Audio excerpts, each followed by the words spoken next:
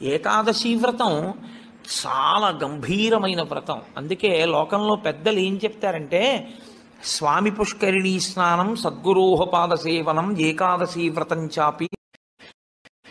ఏకాదశి వ్రతం చాలా గంభీరమైన వ్రతం. అందుకే లోకంలో పెద్దలు ఏం చెప్తారంటే, స్వామి పుష్కరిణీ స్నానం సద్గురోహపాద సేవనం ఏకాదశి వ్రతం చాపి త్రయం అత్యంత దుర్లభం. ఈ మూడు చెయ్యలేరు అని చెప్తారు.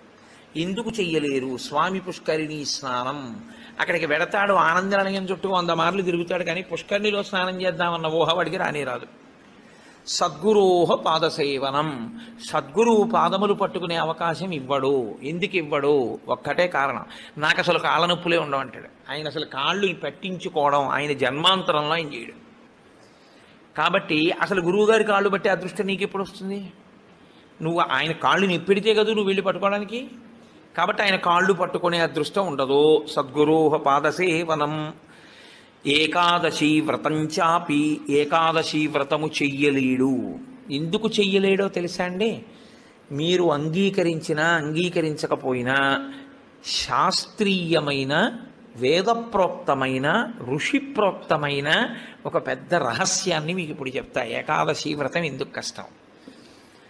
మీ అబ్బాయికి ఉద్యోగం వస్తుంది, సత్యనారాయణ వ్రతం చెయ్యి, చేస్తాడు. మీ అమ్మాయికి పెళ్ళి అవుతుంది, ఈ వ్రతం చెయ్యి, చేస్తారు. నువ్వు చచ్చిపోయేటప్పుడు ఈశ్వరుడు గుర్తొస్తాడు, చచ్చిపోయేటప్పుడు ఎలా ఉంటుందో అలా ఊహించుకుని వ్రతం చేయి అంటే, ఇప్పుడు వద్దులేండి తర్వాత చేస్తానండి కదండి.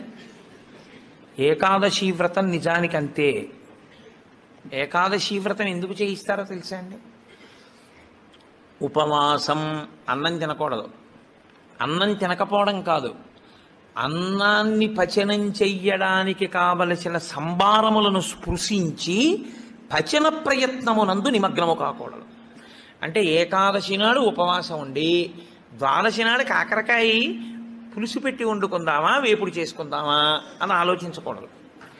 ద్వాదశి పారణ కోసం ఏకాదశి నాడు కాయగూరలు తరుక్కోకూడదు. ద్వాదశి నాటికి పనికొస్తుందని ఇవాళ పప్పు నానపోయకూడదు. అంటే అసలు మీ శరీరమును పోషించుకోవడానికి కావలసిన ఏ పనిని ఏకాదశి నాడు చేయకూడదు. మరి ఇంక ఏకాదశి నాడు ఏం చేయాలి? అసలు చాలా నిష్కర్షగా మాట్లాడితే నిర్జలోపవాసం, ముక్కోటి ఏకాదశి. నీటిని త్రాగకూడదు, ఉమ్ము మింగకూడదు. ఈ నిర్జలోపవాసం ఎందుకు చేయిస్తారో తెలుసా అండి? మనుష్యులలో 199 మంది తెలిసే వెళ్ళిపోతారు. అకస్మాత్తుగా అనాయాసంగా వెళ్ళడం మహాదృష్టవంతులకి తప్ప జరగదు. సాధారణంగా 199 మంది వెళ్ళే మార్గం ఏమిటంటే, రెండిటిని ఎండగట్టి పంపుతారు. ఒకటి నీరివ్వరు, 2 అన్నం పెట్టరు. ఎందుకని అంటారేమో, తీసుకెళ్ళి ఎక్కడ పడుకోబెడతారు ఇంటెన్సివ్ కేర్ యూనిట్లో. వాడి కర్మ అంతా ఎక్కడొస్తుందంటే ఇక్కడ గొట్టం పెడతారు, ఇందులోంచి ఏం పోయిరు, ఇందులోంచి ఎక్కిస్తారు. దీంతో ఏం తాకూడదండి అంటారు, దీంతో ఏమీ తినకూడదండి అంటారు. ఇందులోంచి వెళ్ళిందే ఆహారం, ఇందులోంచి వెళ్ళిందే పానీయం. ఫోన్లేండి ఇప్పుడు మాకు వచ్చిన నష్టం ఏమిటి, ఏదో ఒకటి ఎక్కుతోందిగా చచ్చిపోంగా అంటారేమో. ఓ 8 బెడ్స్ వేస్తారు అక్కడ. అకస్మాత్తుగా వీడికి పెటిడ్రిన్ ఇంజెక్షన్ ఇచ్చి వీడు పడుకుని ఉంటే 11ంటికి గొళ్ళుమని ఏడుపు వినపడుతుంది. 3వ బెడ్ మీద వాడిని స్ట్రెచ్చర్ మీద బయటికి తీసుకెళ్ళిపోతూ ఉంటారు. వీడికి గుండెలు గుబక్కుమంటాయి. 11 మంచాలు ఉండేవి, 3వ మంచం వాడు వెళ్ళిపోయాడు. వీడు 8వ మంచం వాడు అయితే పర్వాలేదు, వీడు 1, 2 అయ్యాడు అనుకోండి. వీడి కర్మే. నేను చూశానండి, నేను యథార్థంగా చూశాను ఒక హాస్పిటల్లో. నేను దీన్ని ఏమి హాస్యంగా చెప్తున్నానని మీరు అనుకోకండి. 3 మంచాలలో మధ్య మంచం ఆయన వెళ్ళిపోయాడు. నేను చూస్తున్నా, ఎవరో కాదు మా బంధువే. ఏడుస్తుంటే డాక్టర్లు అన్నారు, అమ్మ ఇక్కడ ఏడవకూడదు, నిశ్శబ్దంగా తీసుకెళ్ళి బయట ఏడవండి అన్నారు. ఎందుకంటే వాళ్ళు వెళ్ళిపోతారు గట్టిగా ఏడిస్తే, ఏడవకూడదన్నారు. నిజమే అది. వాళ్ళు అప్పటికే, నేను వెళ్ళిపోయిన వాడిని చూడటం లేదు, 1, 3 మంచాల వాళ్ళని చూస్తున్నాను. వాళ్ళు వీడు వెళ్ళిన మార్గం మూసుకుపోవుగాక అని వాళ్ళిద్దరు అలా చూస్తున్నారు. వీడు అదే వ్యాధితో జాయిన్ అయిన వాడికి ఎంత భయంగా ఉంటుందండి. గబాలను ఓ గోనుగుడలో బారేసి దగ్గర చేసి పట్టుకెళ్ళిపోతున్నారు బయటికి. పట్టుకెళ్ళిపోతుంటే ఆ బయటికి తీసుకెళ్ళిన తర్వాత ఇలా కిటికీలోంచి చూస్తే ఏం చేస్తున్నారో అన్నీ కనపడుతున్నాయి. కనపడుతుంటే వీడికి ఎలా ఉంటుంది, వీడి పరిస్థితి ఎలా ఉంటుంది? నాన్న రామకృష్ణ అనుకో, ఇప్పుడు అంటే నీ మొహం ఇట్లా ఎక్కడంటానంట. తినలేడు, తాగలేడు, బయటికి వెళ్ళలేడు, తింటే తప్ప తాగితే తప్ప నిద్ర పట్టడం అలవాటుగా చేసుకుని ఉన్నవాడు కడుపు నిండా తింటే కనుబడిపోతుంది. అందుకని రాత్రి అయ్యేటప్పటికీ బాగా తినేసి పడుకోవడం, నిద్రైపోవడం, మళ్ళీ లేవడం, మళ్ళీ తింటూ ఉండడం, ఇది అలవాటు అయిపోయింది చాలా కాలంగా. ఇప్పుడు కాదు, కోట్ల జన్మలుగా జీవుడు అలవాటు చేసుకున్నాడు దీన్ని. ఇప్పుడు తినకుండా తాగకుండా ఈశ్వరుణ్ణి నామం కూడా చెప్పు, ఇంతకన్నా క్లేశం ఇంకోటి ఏముంటుందండి? తినద్దంటే క్లేశం, తాగద్దంటే క్లేశం. పోనీ తినద్దు తాగండం, తాగద్దు తినండం. తినద్దు తాగద్దని ఊరుకోడు భగవన్నామని చెప్పమంటాడు. తినద్దనేటప్పటికే ఏమవుతుందంటే ఏకాదశి నాడు ఉపవాసం చేయండి అన్నాను అనుకోండి, ఇంకో దోశ ఇవాళ తినేద్దామంటే రేపంతా ఉపవాసం అంటే. కాబట్టి తినద్దు అంటే భయం, తాగద్దు అంటే భయం. తినద్దు తాగద్దు అని ఊరుకోరు. భగవన్నామని చెప్పేటప్పుడు మనసును అలా ఈశ్వరుని యందు నిలబెట్టు అంటారు. ఇప్పుడు ఈ మూడు సాధించడం మీ పిల్లల కోసం కాదు, మీ భర్త కోసం కాదు, భార్య కోసం కాదు. ఎవరి కోసం? ఎవరికి వారి కోసం. ప్రతి పక్షంలోనూ ఒకసారి ఈ ఎక్సర్సైజ్ చేస్తే, ఈ వ్యాయామం చేస్తే, రిహార్సల్ అని ఒకటి ఉంటుంది. అంటే చూడండి, ఒక నృత్య ప్రదర్శన చేసేవాళ్ళు 10 మాటలు బయట వేసుకుంటారు. ఒకసారి ఇలా వేద్దాం, ఇలా వేద్దాం, దాన్ని తీసుకొచ్చి చిట్ట చివర ఒకసారి రంగస్థలం మీద వేసేస్తారు. అలాగే ప్రతి పక్షంలోనూ ఒకసారి రిహార్సల్ వేస్తాడు, వెళ్ళిపోయేటటువంటి పద్ధతిని ఊహ చేస్తాడు. ఏమీ తినడం, ఏమీ తాగడం, ఈశ్వరుణ్ణే స్మరిస్తూ ఉంటాడు. ఇప్పుడు ఇది క్లేశపడిపోతూ ఉంటుంది, మనసుని మాత్రం ఈశ్వరుని ఎందే పెట్టుంచుతాడు. ఇది బాగా అలవాటైపోయింది.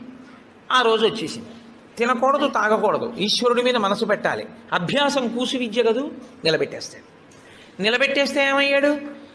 ఆఖరి ఊపిరిలో కూడా ఆయన పేరు చెప్తూ వెళ్ళిపోతాడు. మరి డాక్టర్లు ఉన్నారు కదండి మీరు అనొచ్చు, 1,000,000 మంది వైద్యులు కూడి వచ్చినా కానీ మరణమయ్యేది వ్యాధి మాన్పలేరు. చచ్చిపోయే వాళ్ళందరూ డాక్టర్లు లేక చచ్చిపోయారు అనుకోకండి. ఈశ్వరుడు ఆయుర్దాయం ఇవ్వాలనుకుంటే డాక్టర్ రూపంలో అనుగ్రహించగలడంతే, ఈశ్వరుడు ఇచ్చినవాడు. కాబట్టి ఏకాదశి వ్రతానికి ఉన్న ప్రధాన ప్రయోజనమేమి? అది మృత్యువుని వచ్చినప్పుడు ఎలా ఉంటుందో తత్సంబంధమైనటువంటి తర్ఫీదు మనసుకు ఇచ్చుట. అందుకే ఏ వ్రతానికి చెప్పండి ఏకాదశి వ్రతం చాపి త్రయం అత్యంత దుర్లభం అని ఎందుకంటారో తెలుసా అండి? అసలు నువ్వు అలా ఊహ చేస్తూ కూర్చుని సిద్ధంగా ఉండడం 1/2 గంట చెయ్యలేవు. ఓ వారం ఓ పక్షంలో చేసి అయ్యి బాబోయ్ అలా మళ్ళీ ఏకాదశి వచ్చేస్తే మళ్ళీ అలా ఊహిస్తూ అలా ఉండాలంటే భయంగా ఉందండి, ముక్కోటి ఏకాదశి చేసేస్తానండి అంటే. కాబట్టి ఈశ్వరుడు అంటాడు, పోన్లే ఏడాదంతా చేయలేవా, బెంగెట్టుకోకు, ఏడాదంతటికి బదులుగా ముక్కోటి ఏకాదశి చేస్తావా, అప్పుడు నేను ఎన్ని ఫలితాలు ఇవ్వాలి నీకు? 23 ఏకాదశుల ఫలితం ఇవ్వాలి, అథవా ఈ ఏకాదశితో కలిపి 24 ఏకాదశుల ఫలితం ఇవ్వాలి. కానీ నేను ఒకటి ఎక్కువ అడుగుతాను, దానికి తగినంత నీకు ఇస్తాను. నేను అడిగిన ఎక్కువ చెయ్యాలి, నువ్వు అడిగిన దానికన్నా కొన్ని కోటి రెట్లు ఇస్తా, 3 కోట్ల ఏకాదశుల ఫలితం ఇస్తా. కానీ మామూలు ఏకాదశుల కన్నా విరుద్ధంగా నువ్వు దీన్ని చెయ్యి.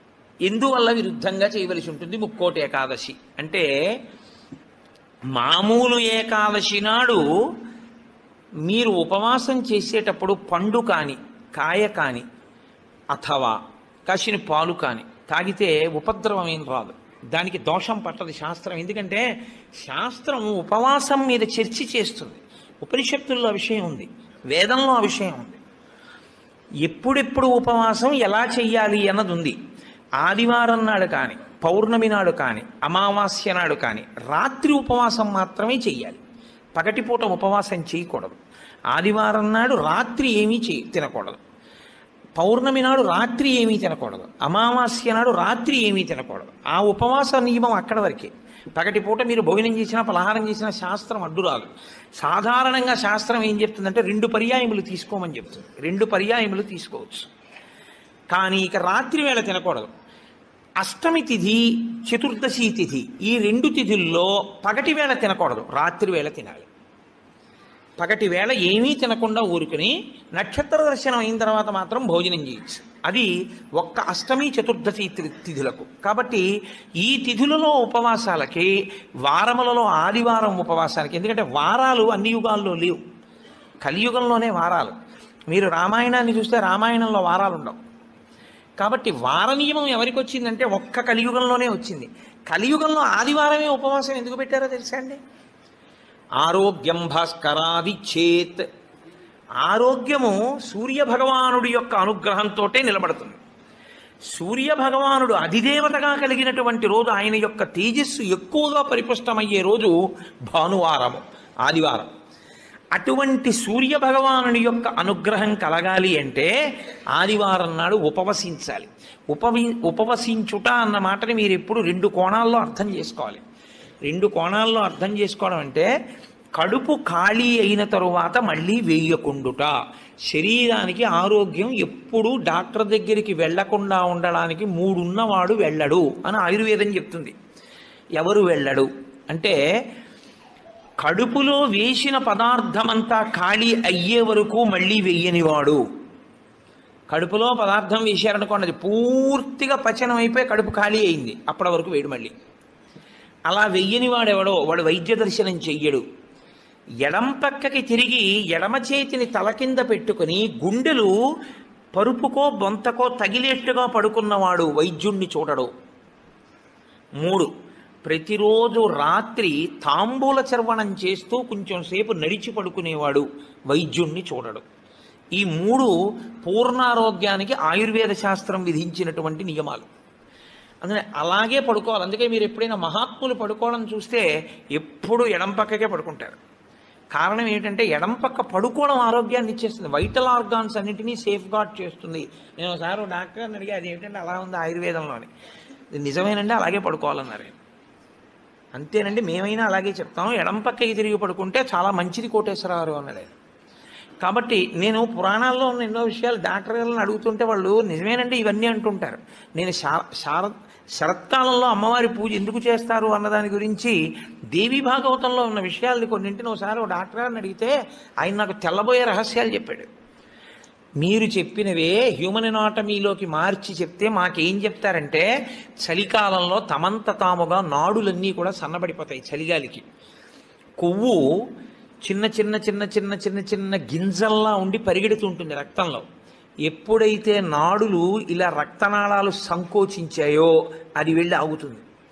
వెనక నుంచి వస్తున్నది వచ్చి దాన్ని తగులుకుని ఆగుతుంది. గసగసాలు ఒకదాన్నొకటి తగులుకున్నట్టుగా తగులుకుని ముద్ద కట్టి ఆగుతుంది. రక్త ప్రవాహం ఆగిపోయి స్ట్రోక్స్ వస్తాయి.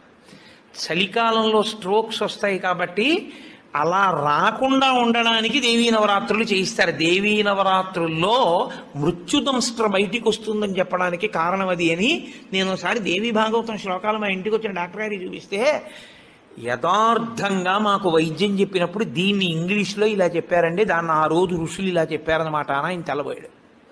కాబట్టి మన ఋషులు అద్భుతంగా దాన్ని అన్వయం చేసి తీసుకొచ్చి చూపిస్తారు. కడుపులో పదార్థము పూర్తిగా అయిపోయేంత వరకు మళ్ళీ పదార్థం అందులో వెయ్యకూడదు. మీరు ప్రతిరోజు అలా వేస్తూ పెడుతున్నారనుకోండి, మళ్ళీ అది కడుపు ఖాళీ అవగానే మళ్ళీ వేశారు. మళ్ళీ అందులోంచి రసాయనాలు ఊరాలి, అది మళ్ళీ తిరుగుతూ ఉండాలి. మీ ప్రయత్నం లేకుండా ఎప్పుడూ తిరుగుతూ మీ ప్రయత్నం లేకుండా ఆగిపోయేటటువంటి స్పందనలు శరీరంలో ఈశ్వరాధీనములై కొన్ని ఉంటాయి. వాటిని మీరు అసలు ఆపలేరు. ఊపిరితిత్తి, గుండె ఇలాంటివి మీరు ఆపు అని అడగను లేరు. నువ్వు విశ్రాంతి తీసుకోవాలన్నా ఆగవు. ప్రయత్నపూర్వకంగా మిగిలిన వాటి ఆరోగ్యం కోసం ఒక దాన్ని ఆపమని చెప్పింది శాస్త్రం. దేన్ని ఆపాలి అంటే కడుపులో ఉన్న కండరముల యొక్క కదలికకి విశ్రాంతినిమ్మని చెప్పింది. కడుపులో ఉన్న కండరములకు విశ్రాంతిని ఎవరిస్తారో అటువంటి వారి ఆరోగ్యము బాగుంటుంది అని.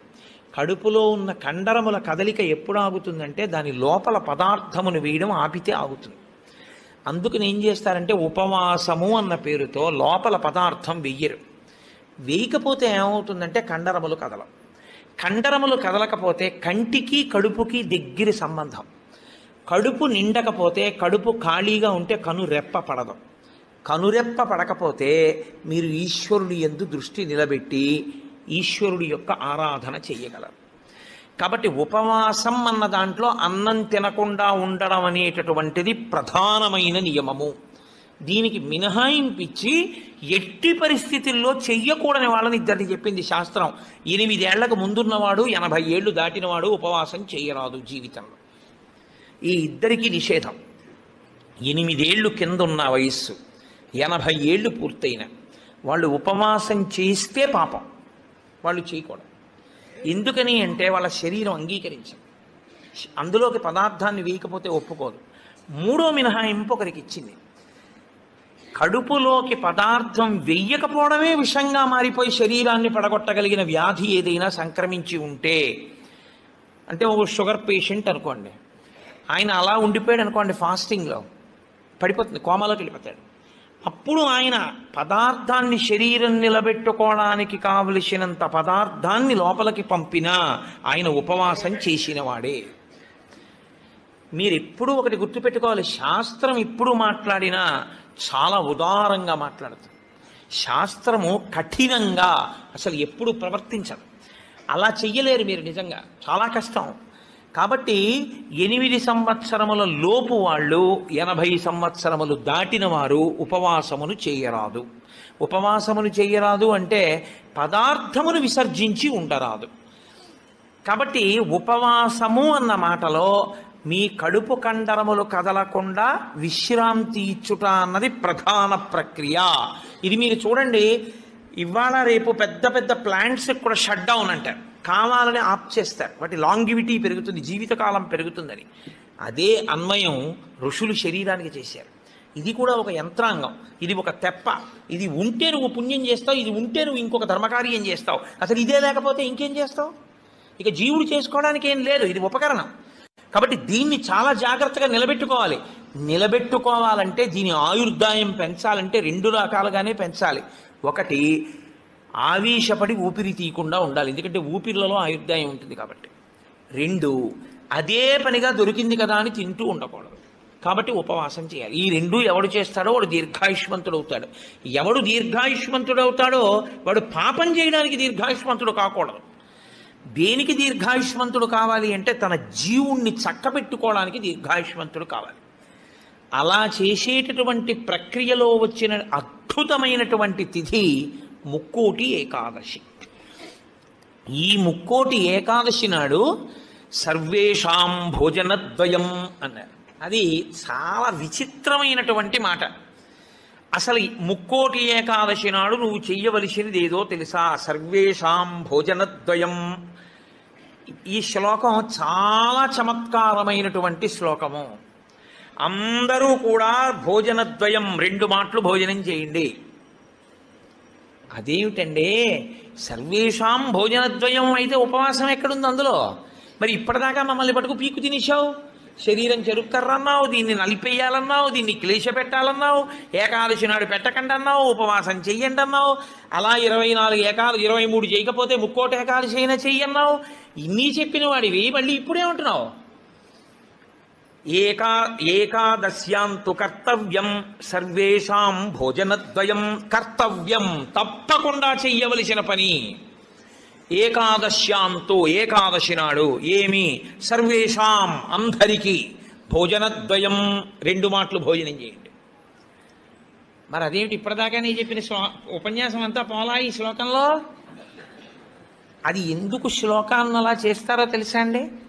పెద్దలు, ఋషులు, మహాత్ములు చాలా అద్భుతమైన ప్రక్రియ చూపిస్తారు. నీకు ఆ అనుమానం బాగా రావాలనే శ్లోకాల రచన చేస్తారు. అప్పుడు నువ్వు సంతోషం ఏంటంటే నీకు కష్టపడకుండా నీకు కన్సెషన్ ఇచ్చేసినట్లు కనపడితే దాన్ని కన్ఫర్మ్ చేసేసుకోవడానికి తాపత్రయపడిపోతుంది. సుఖపెట్టడానికి ఏదైనా ఛాన్స్ ఇచ్చామనుకోండి, అబ్బా ప్రతి ఏకాదశికి నేను 8 ఏళ్లలోపు 80 ఏళ్ళు పైకి ప్రతి ఏకాదశి నాడు నువ్వు షుగర్ వ్యాధిగ్రస్తుడిని అయితే ఎంత బాగుండో అనిపిస్తుంది. ఎందుకంటే ఉపవాసం అక్కర్లేదు, ఏదో ఒకటి పడేయచ్చు లోపల. కానీ ఆ శ్లోకానికి అర్థం ఏంటంటే భోజన అంటే ఓ జనులారా, మీ అందరికీ కూడా భోజనద్వయం అంటే భోజనం 2 మాటలు చేయండి అని కదా. భో అంటే ఓ జనులారా, ద్వయం 2, ఏకాదశ్యాంతు కర్తవ్యం సర్వేషాం. అందరికీ ఏకాదశి నాడు 2 నియమములు పాటించవలసినదే. ఏమిటో తెలుసా 2 నియమాలు? శుద్ధోపవాస ప్రథమ. శుద్ధోపవాసం, ముక్కోటి ఏకాదశి నాడు ప్రత్యేకించి శుద్ధోపవాసం. ద్వైతులు నిర్జలోపవాసం చేస్తారు. అసలు వాళ్ళు ఏకాదశి నాడు ద్వైత సంప్రదాయంలో ఉన్న వాళ్ళు, వాళ్ళ ఇంటికి మీరు వెళ్ళినా నీళ్ళు ఇవ్వరు. వాళ్ళు ఏకాదశి నాడు సత్యనారాయణ వ్రతం చేసుకోండి అంటే వాడు చేయరు. ఎందుకో తెలుసా అండి? ఈశ్వరుడికి నైవేద్యం పెట్టవలసి వస్తుంది. ఈశ్వరుడికి నైవేద్యం పెట్టద్దు వ్రతం చేస్తే, ఆయనకు కూడా పెట్టరు వాళ్ళు. ఆయనకి పెట్టడం కాదు, మీరు వాళ్ళ ఇంటికి వెడితే మీకు పండో కాయ కూడా చేతిలో పెట్టరు. ఏమనుకోకండి, మీరు ఏకాదశి నాడు వచ్చారు మేము ఇవ్వలేమంటారు. వాళ్ళు ఉమ్ము కూడా గుటక వెయ్యరు, మంచినీళ్ళు కూడా తాగరు. మరి అలా రోహిణీ కార్తెలోనూ అప్పుడు ఎలా ఉంటారండి అని మనకు అనుమానం వస్తుంది. అలాగే ఉంటారు. ఇక్కడ కాదు, రాజస్థాన్ ఎడారిలో ఉంటారు. తెలుసా అండి? వాళ్ళకి ఈశ్వరుడి మీద ఉన్న నమ్మకం అటువంటిది. ఏకాదశి వ్రతం వాళ్ళకంత గట్టిది. ఒకసారి ద్వైత సంప్రదాయంలో చాలా సమున్నతమైన స్థితిని పొందినటువంటి వారు, చాలా లబ్ధ ప్రతిష్ఠులు, నేను పేరు ఎందుకు వాడాలి, బాగుండదు, వారి ఇంటికి వెళ్ళాను నేను, మా గోపాలకృష్ణ గారు, మేము. వెడితే ఆయన ఏకాదశి నాడు మేము వెళ్ళాం. వెడితే ఆయన అన్నారు, మీరు ఏమనుకోకండి, నేను మంచినీళ్ళు కూడా ఇవ్వను, ఎదురుగుండా మామిడి చెట్ల కాయలు ఉన్నాయి కానీ నేను ఇవ్వనని ఆ ఇంట్లో ఉన్న నౌకర్ని పిలిచి, నేను చూడకుండా 4 కాయలు కోసి వాళ్ళకి అన్నారు. తప్ప ఆయన కోసి ఆయన చేతితో ఇవ్వాల. ఆయన పెట్టలేనివాడు కాడు, పెట్టుకోనివాడు కాడు, మహాత్ముడు, చాలా గొప్పవాడు, చాలా పెద్ద పదవి చేశాడు ఆయన. ఇప్పటికీ ఆంధ్రదేశంలో స్మరింపబడుతుంటాడు. ఎందుకో తెలుసా అండి? ఆ సంప్రదాయం అటువంటిది. వాళ్ళు ఏకాదశి నాడు శుద్ధోపవాసం, వాళ్ళు నిర్జలోపవాసం, నీటి గుటక కూడా వాళ్ళు వేయరు. కాబట్టి ముక్కోటి ఏకాదశి నాడు నువ్వు అలా చేస్తావా? 23 ఏకాదశులు మినహాయింపిస్తాను. శుద్ధోపవాస ప్రథమ అది చేసేస్తే, అయితే ఏదో అలా మొత్తానికి నేను నానా కష్టాలు పడి ఏదో అశుద్ధోపవాసం చేసేస్తానండి, 3 కోట్ల ఏకాదశుల ఫలితం వచ్చేస్తుంది కదా అంటారేమో. సత్కథా శ్రవణం తథాహ. కేవలం తినకుండా కూర్చుంటే ఫలితం ఇవ్వరు. సత్కథాశ్రవణం, మీరు ఏదో భగవత్ సంబంధమైన విషయాన్ని వింటూ ఉండాలి 12 ఘడియలు వచ్చేవారు. ఏకాదశి తిథి పరివ్యాప్తమై ఉన్నంతసేపు తినకుండా ఉండడం ఎంత ప్రధానమో, 12 ఘడియలు రాగానే తినేయడం అంత ప్రధానం. ధర్మం మారిపోతుంది అంతే. అందుకే అన్ని రోజుల కన్నా చాలా తొందరగా చద్దన్నం వండుకున్నట్టుగా తెల్లవారుజామున లేచి వంట చేసుకుని తినేసేది ఎప్పుడో తెలుసా అండి? 12 తినాడు తింటారు. 12 పారణ మధ్యాహ్నం చేయకూడదు, 12 తిథి ప్రవేశించగానే చెయ్యాలి. అందుకే ఏకాదశి వ్రతం చేసిన వాడికి శ్రీ మహావిష్ణువే అందేశారు. అంబరీషుడికి దొరకలా? అంబరీషోపాఖ్యానం ఏకాదశి వ్రతం కాదు. 12 ఘడియలు రాగానే నేను పారణ చెయ్యాలంటే కదా, దుర్వాస మహర్షి రాకపోతే నీళ్లు పుచ్చేసుకో, ఫోన్లేవయా మధ్యాహ్నం ఉండదా, 12 సాయంకాలం ఉండదా, ఎప్పుడొస్తే అప్పుడే తింటానని కూర్చున్నాడా? 12 ఘడియలు వచ్చేస్తున్నాయి, మరి ఏం చేయను అంటే, పోనీ భోజనం చేయకపోతే నీళ్లు తాగే అన్నారు. నీళ్లు తాగేస్తే కదా ఆయనకు పాపం వచ్చింది. కాబట్టి ఏకాదశి వ్రతం నాడు ఉపవాసం ఎంత ముఖ్యమో, 12 తిథి ప్రవేశించగానే 12 ఘడియ తగలగానే అన్నం తినేయడం అంత ముఖ్యం. అన్నం తినేయడం అంత ముఖ్యం అంటే, చొక్కా వేసుకుని డైనింగ్ టేబుల్ మీద తినేస్తే ఏకాదశి వ్రతాన్ని కొక్కెత్తుకుపోతుంది. అన్నం ఎలా తినాలో అలాగే తినాలి. పైన చొక్కా బనీను లేకుండా శ్రద్ధాళువై తినాలి. నువ్వు ఏకాదశి ఉపవాసం చేసి 12 నాడు ఇంకోళ్ళ ఇంట్లో హస్తోదకం పుచ్చుకున్నావు అనుకో, నీ ఏకాదశి వ్రతం పనికిరాదు. అది ఏ నిత్యము చెరించేటటువంటి వారు అటువంటి వారికి పనికొస్తుంది. లేదా ఏదో మహత్తరమైన ప్రయోజనం కోసం తప్పక బయట ఉండవలసి వస్తే వేరు. తప్ప అసలు ఉపవాసం చేసిన వాడు తనింట తాను తినాలి. ఎందుకో తెలుసా అండి? మరి మీ ఇంట్లో ఈశ్వరుడికి తులసిదళం వేశావా? మీ ఇంట్లో ఈశ్వరుడికి మహానైవేద్యం పెట్టావా? ఆయన ఉపవాసం లేడక్కడ. ఆయనకి ఏది నైవేద్యం ఏది? నేను మా ఇంటికి తాళం వేసేసి ఇక్కడికి వచ్చి నేను ఇక్కడ ఉపవాసం ఏమిటి? నేను ఇక్కడ ఉపవాసం చేశాను, బాగుంది, 12 నాడు మహానైవేద్యం ఎవరికి పెట్టను? నా సింహాసనంలో స్వామి ఉన్నారా? నా సింహాసనంలో స్వామికి అర్చన ఉండాలా? ఆయనకి నేను హస్తయోహ అర్ఘ్యం సమర్పయామి, పాదయోహ పాద్యం సమర్పయామి అని మహానైవేద్యం పెట్టానని నేను తినాలి. నేను ఎవరికి పెట్టను, నా భార్య ఏం పచనం చేసింది, ఎక్కడ వండింది? అందుకే పెద్ద పెద్ద నైమిత్తిక తిథులలో అసలు ఇల్లు విడిచిపెట్టి వెళ్ళకూడదు. వెడితే ఏమవుతుందంటే అసలు తను చేయడానికి అవకాశాన్ని కోల్పోతాడు. మరి నువ్వెందుకు వచ్చావు గుంటూరు అనొచ్చు. ఇంతకన్నా గొప్ప విషయం ఏదో చెయ్యవలసిన అవసరం ఒకటి ఉంది.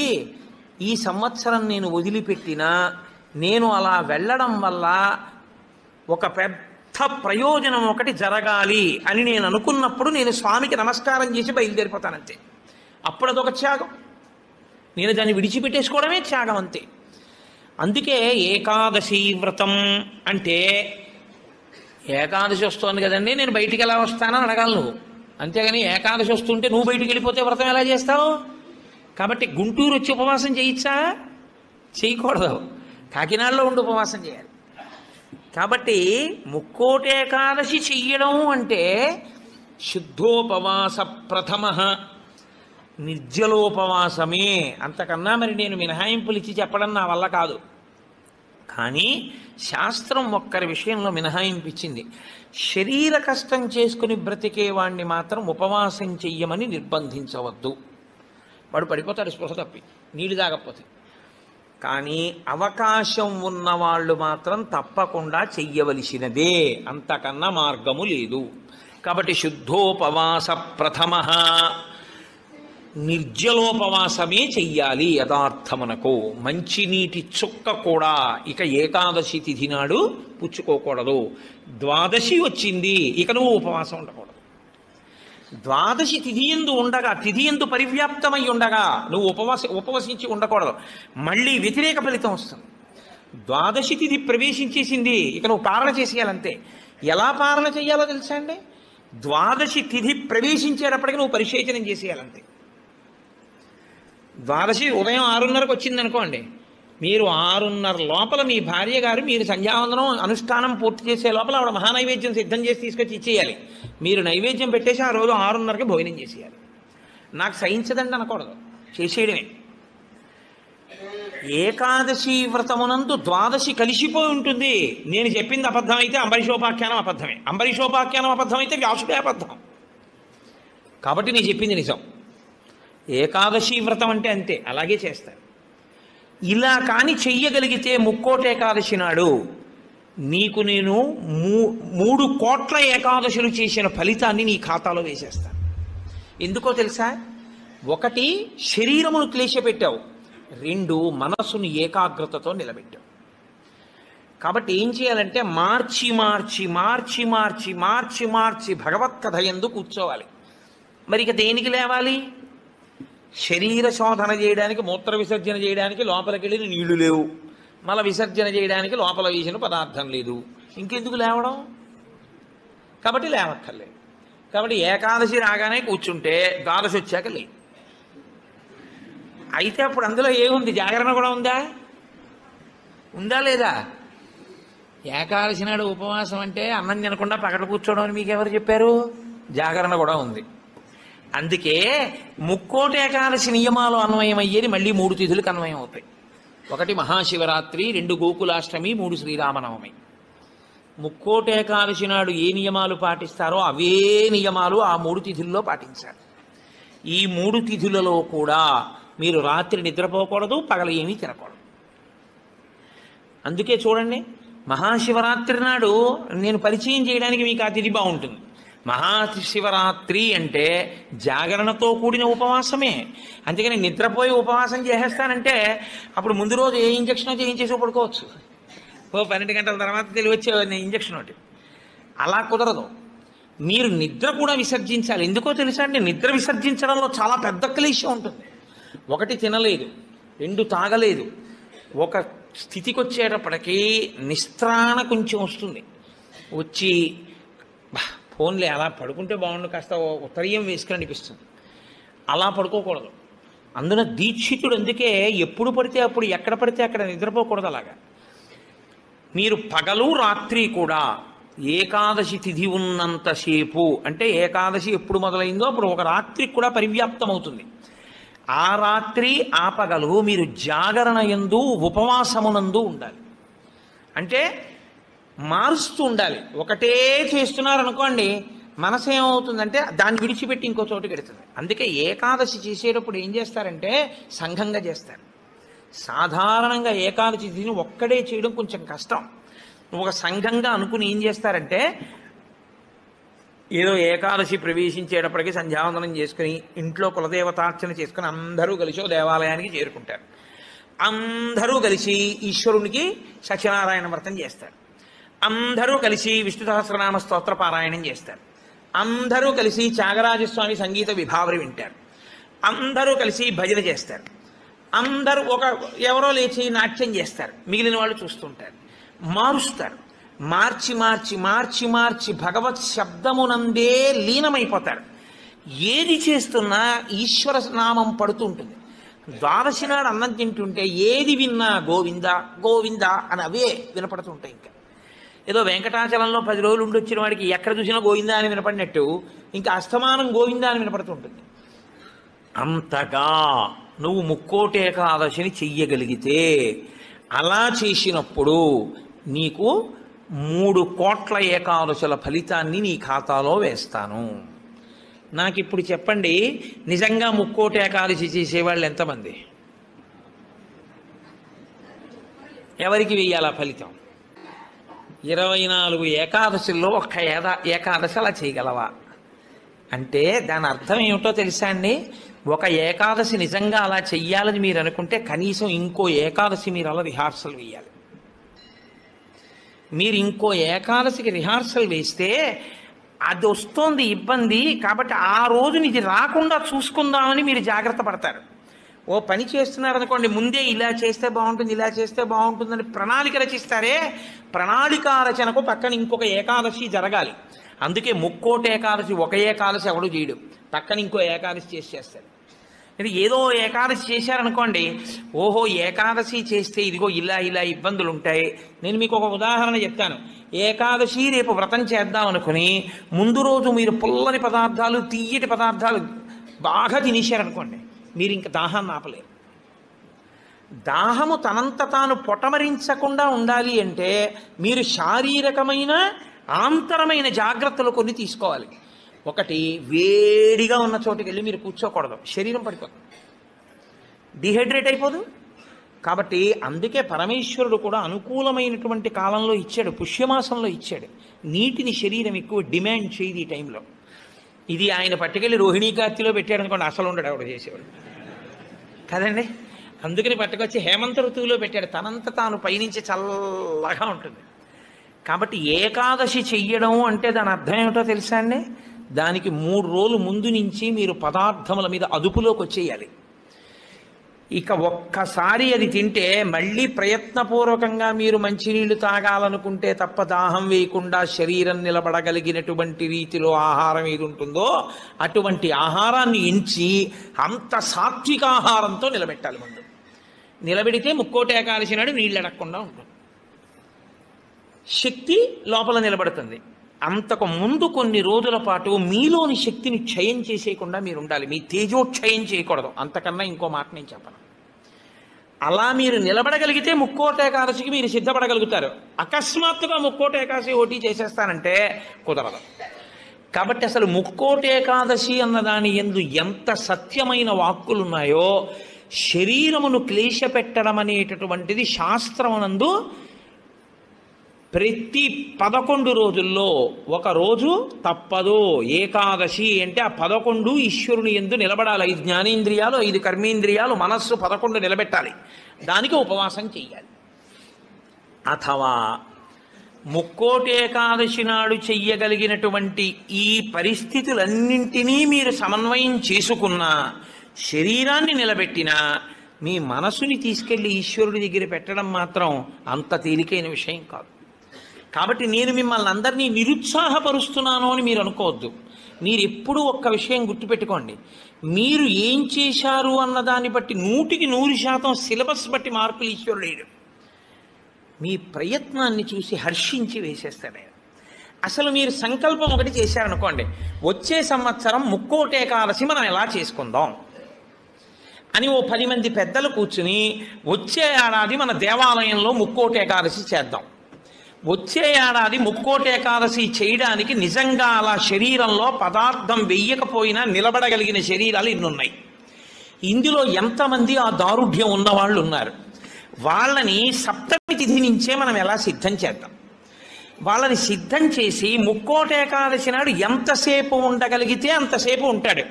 ఇక తప్పలేదు, 4 నీళ్లు గుటకలు వేయవలసి ఉంటుంది. నన్ను నమ్మండి, మీ ఉపవాసం పాడవు.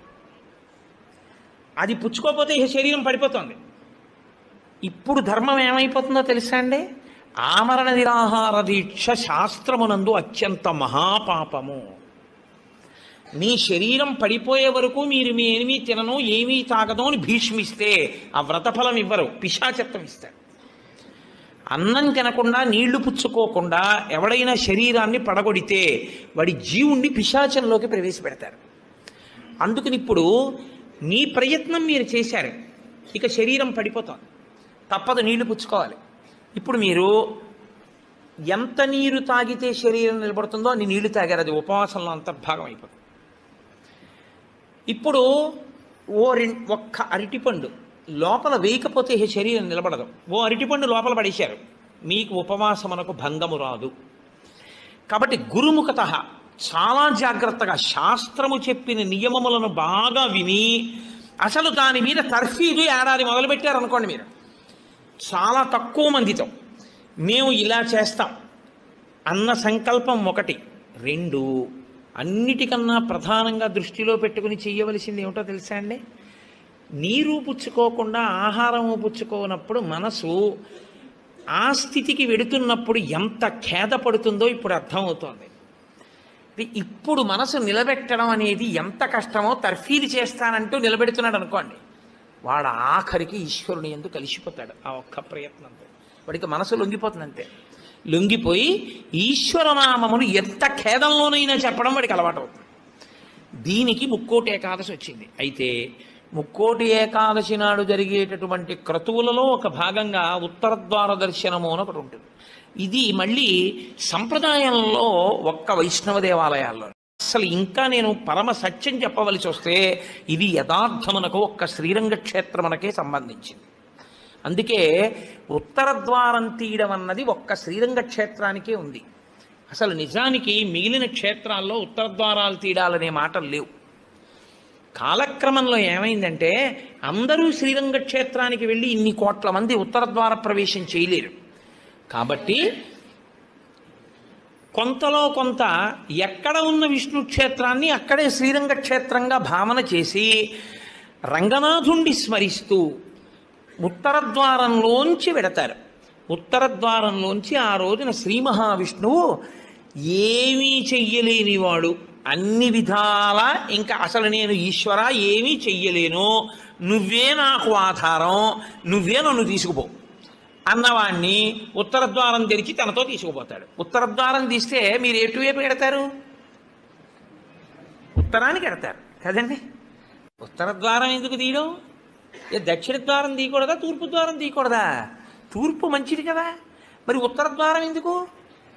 అంటే మీరు యథార్థాన్ని గమనిస్తే ఉత్తరాన ఏముంటుందో తెలుసా అండి? హిమాలయాలు ఉంటాయి, ఉత్తరాన కైలాసం ఉంటుంది, ఉత్తరాన మృత్యుంజయుడు పరమేశ్వరుడు ఉంటాడు. ఉత్తర దిక్కుకి ప్రయాణం చెయ్యడం అంటే దక్షిణ దిక్కుకి ప్రయాణం ఆగిపోవాలి. దక్షిణ దిక్కుకి ఏది ఎడుతుందంటే శ్మశానం ఉంటుంది దక్షిణ దిక్కున. ఎన్ని కోట్ల జన్మలు ఎత్తినా ఆఖరికి శరీరం వెళ్ళిపోయేది అక్కడికి. ఎవడు ఈశ్వరుడితో పాటు ఉత్తినే ఉత్తరద్వారంలోంచి వెళ్ళడం కాదు, అసలు నిజంగా ఉత్తరద్వారంలోంచి వెళ్ళడం అంటే ఏమిటో తెలుసా అండి? ఈశ్వరుడి పల్లకి వెళ్ళి పల్లకి వెంట వీళ్ళు వెళ్ళాలి. అసలు శాస్త్రం అది.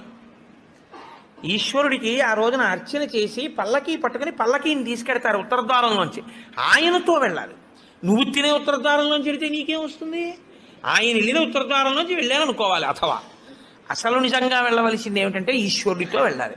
కనీసంలో కనీసం నీ బాధ్యత ఏమిటి? ఉత్తరద్వారంలోంచి నువ్వు వెళ్ళాలనుకుంటే ఈశ్వరుడితో వెళ్ళేటప్పుడు ఎలా వెళ్ళాలో నువ్వు అలా వెళ్ళాలి. ఈశ్వరుడితో వెళ్ళేటప్పుడు వెళ్ళేవాడు ఎలా వెళ్ళాలి? వైదికంగా వెళ్ళాలి. పైన చొక్కా బనీను ఏమీ లేకుండా ఉత్తరీయాన్ని మాత్రమే కప్పుకొని పంచ గోచీ పోసి కట్టుకోకుండా వెళ్ళకూడదు. గోచీ పోసి కుర్చీళ్ళు పెట్టుకుని వెనక్కి దోపుకోకుండా వెడితే మహాపాపం. వేదం పటలపన్నం చెప్తోంది.